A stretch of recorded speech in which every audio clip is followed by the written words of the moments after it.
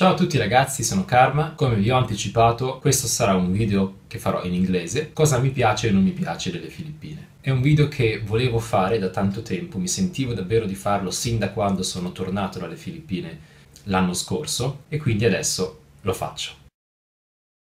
So, hello everybody. I am an Italian Filipino who was born and raised in Italy. So I've been last year, 2017, 1 month in the Philippines, and that was enough to make me experience how it's like staying and living in the country and what I personally like and dislike about the Philippines.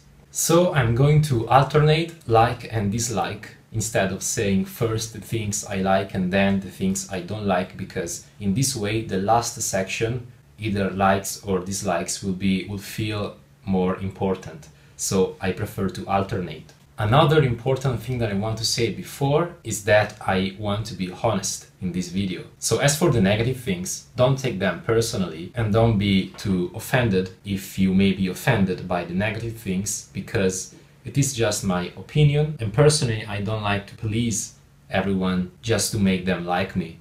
So if I was going to please everyone in this video, it would lose its purpose. And plus, there's no perfect country. A perfect country is an utopia, so don't worry, because every single country has pros and cons.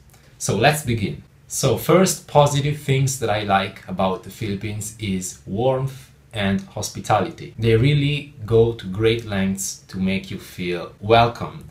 When I went there, my family members were very welcoming. They gathered all together and drank, and they drank, me not so much, ate together, and it was like many people all together. It was like a feast, and I felt that they were really hospitable. And this is quite good, because in many countries people tend to be more and more atoms. Societies are becoming more and more atomistic, where loneliness is very common, while in the Philippines, unless you're a sociopath or stuff like that, it's very hard to be lonely. First thing that I dislike, as I said, I'm alternating, is carelessness and lax attitude. So what we mean by carelessness is actually like a label that can be applied to different situations. The same goes for lax attitude. The first thing that comes to mind is time, and you all know what I mean if you are from the Philippines, the so-called Filipino time, which is showing up 1 hour later, at least 1 hour later from the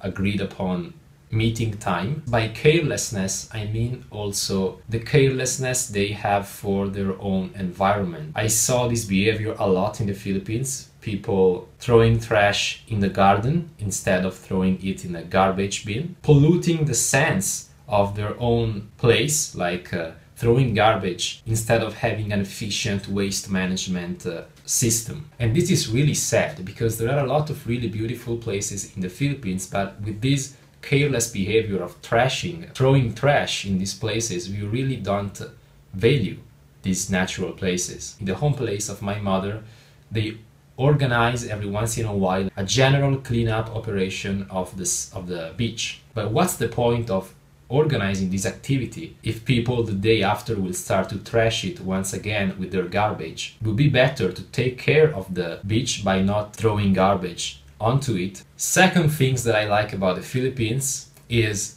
positivity. You know that in Italy people sometimes tend to be very pessimistic, tend to view only the negative side of things. They tend to have a defeatist mentality, and instead I noticed that in the Philippines, despite the hardships that many people go through, they have always a smiling attitude and are willing to take things lightheartedly, which is really comforting. They say that life is good, is beautiful, even if you're living through a lot of hardships, even if you don't have the same standard of living of other countries.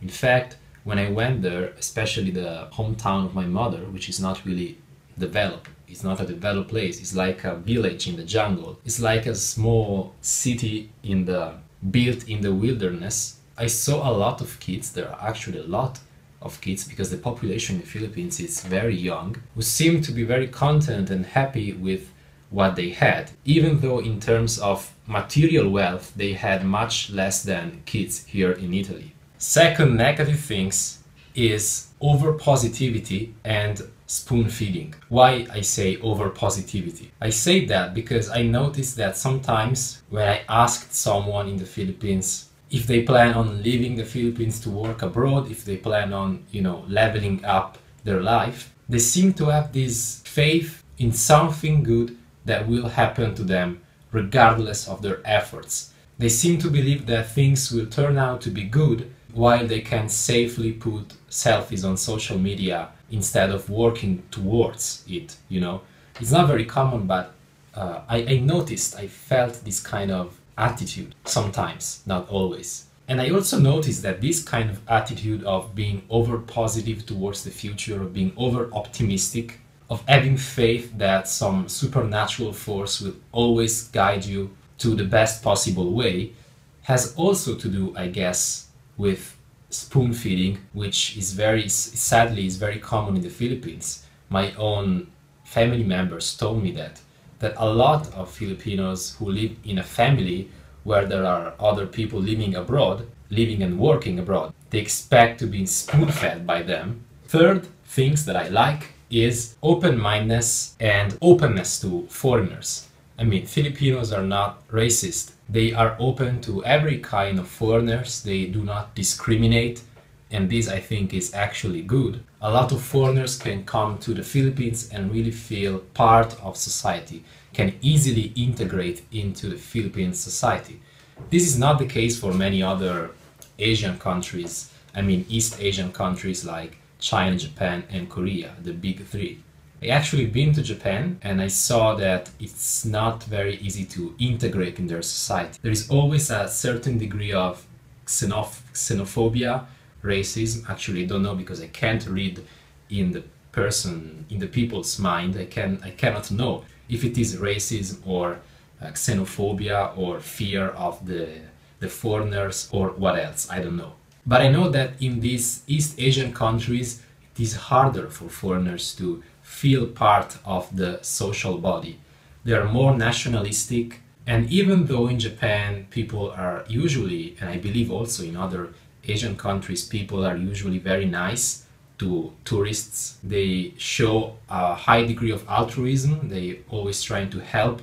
You can sense that there is always this separation, that there is always this us and you.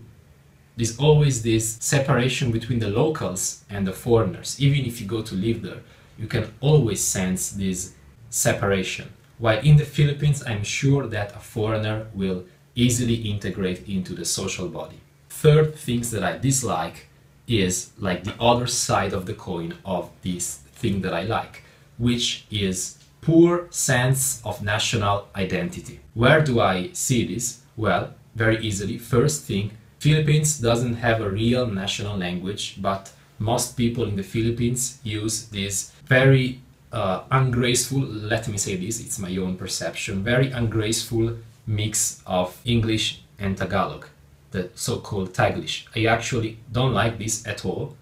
I don't like hearing an English words dropped with every 5 or 6 Tagalog words, or even more English words. I believe that a language is not just a means of communication, but also contains the traces of history, of the history and the culture of the country. So I'm actually wondering what the Ministry of Culture in the Philippines thinks about this Taglish. I know that the Philippines have an history of colonization and so on, but that is true also for Japan. They use a lot of English words, but these English words are translated into Japanese phonetic. They are not kept as in American or English language. In general, I sense that Filipinos don't have a sense of nationalism. They are not as nationalistic as other countries, which may be good when it comes to welcoming foreigners, but everything has pros and cons. So that's actually the purpose of this video, highlighting the pros and cons and how really you cannot have it all in a country. It's very hard to have it all. So here I come to the last 2 points. The last 2 points have to do with food, Filipino food. How couldn't I talk about food, especially after having made a video in Jollibee of me and my friends, Italian friends, trying out Jollibee's delicacies. So as for food, there are some Filipino dishes which I really like, such as adobo. Lumpia Shanghai may be my all-time favorite. The champorado, the glutinous rice snacks wrapped in a banana leaf. The pan de sal, a fresh mango. There's no mango like the one I've tried in the Philippines. The lechon, the chicken in a sal. That rice soup with the boiled papaya, very good. The leche flan, the pancit, which is my favorite noodles of all time. I've tried a lot of noodles, maybe all kinds of noodles from Japan, Korea, China, Thailand, Indonesia, but the pancit remains my favorite noodle. So let's move on to the food that I don't like, which is still kind of consistent, which is like a sizable list. So let me begin. First thing that I don't like, that I have to condemn, I'm sorry for this, but since I am Italian and I value pasta, Italy is the land actually of pasta, and I feel like I have to give a harsh, almost punitive judgment on Filipino carbonara. Sorry to say, but Filipino carbonara, as cooked as the one that I tried, is a catastrophe. It's ungodly, it's a mess, because it's very creamy. It's too creamy. There's so much cream in Filipino carbonara, and it looks really heavy and unappetizing. Sorry to say this. Let's move on. Then, oh yeah, the Jollibee spaghetti, the main cause of debate in the comment section of my Jollibee video, the Jollibee spaghetti. That is also kind of ungodly, but it's better than Filipino carbonara. It's actually tasty. I said it's not bad. It's tasty, but it's not. We Italians cannot consider it spaghetti. Sorry, but trust me, trust my what I'm telling you. Most Italian people will frown upon spaghetti with ketchup, because according to Italian taste, pasta should never be sweet. There should never be an element of sweetness in pasta. Then what I don't like, all the kind of scary stuff that they sell as a street food.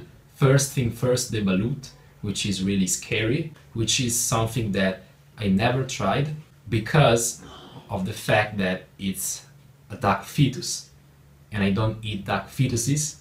It may taste good, I don't know, people say that it tastes good, but the simple fact that you're eating a duck fetus really puts me off. I cannot really do that, sorry. And then, oh yeah, pollutant, maybe it's called pollutant, yeah, I remember right, which is chicken intestine. Yeah, I don't want a chicken intestine either, because I have a concern of how hygienic it might be. Sisig, I also have problems with sisig, because at first, maybe the first 3 or 4 spoonfuls, it's tasty, it's nice, you think, oh, this is really good, but then after a while it becomes tiring, it becomes too heavy. This is how I feel. Maybe because I'm too used to Italian cuisine. The same goes for halo halo. First 3 or 4 spoonful. Oh, that's very special. That's weird, but I like it. After a while, it becomes tiring and boring, let me say, to eat. And then the sinigang. Yeah, the problem with sinigang actually is not the fact that it doesn't taste good. As for many other Filipino dishes, I think, also my Italian friends told me this, that the problem is the presentation. I mean, the presentation is not aesthetically appealing. Let me say that aesthetic presentation is very important in cuisine. Let's take Japanese cuisine. The presentation is very visually beautiful. In the Philippines, this is not always the case. Usually the presentation, it's a little bit messy. It's all of the ingredients with no order, with no precise disposition of the ingredients. And this, I'm sure, that impacts your judgment, especially if you are a foreigner, because presentation in cuisine, I think that matters. And as for the desserts and all the various rice cakes, the colorful rice cakes, I don't know the names, but I wasn't really impressed with those cakes. But let me say that Filipino cuisine is not my favorite, actually. Generally speaking, I like Italian. I think it's the first place, it's the best. Italian and Japanese at the same place. I think that Italian and Japanese are the best cuisine of the world. And then maybe there's what? Spanish, also very good, and Korean, also very good. Maybe Korean is too... There's a tendency to make everything spicy so that you cannot really tell how it tastes because everything is covered in spiciness, but still it's very good. And yes, this is actually the end of the video. So I hope that you like this video. As I said, I hope that you don't feel offended by the negatives. Remember that recognizing a problem is the first way towards improving this problem. As a saying goes, a problem clearly stated is a problem half solved. So I hope that in the future the Philippines will change for the better. I know that the economy is growing at an impressive rate, like 6.57% a year, which is a lot. I know this because I studied the Philippine economy in my thesis for my undergraduate university, and I hope that really it will rise as an economic power in Southeast Asia, that poverty will be eliminated, and that above all, because economy is one thing, economy maybe are just numbers, but what matters after all is culture. I hope that also culture will change for the better, the Filipinos will be less careless, pay more attention to detail, and be more aware of their national identity and their sense of belonging to the same nation, because I've noticed that there is a lot of divisiveness actually in the Philippines. Just like in Italy, it's the same thing. In Italy there is a lot of divisiveness between different regions, especially between North and South. So I don't want to elaborate further on these issues. The video ends here. I hope you enjoyed watching this video. I salute you and see you next time.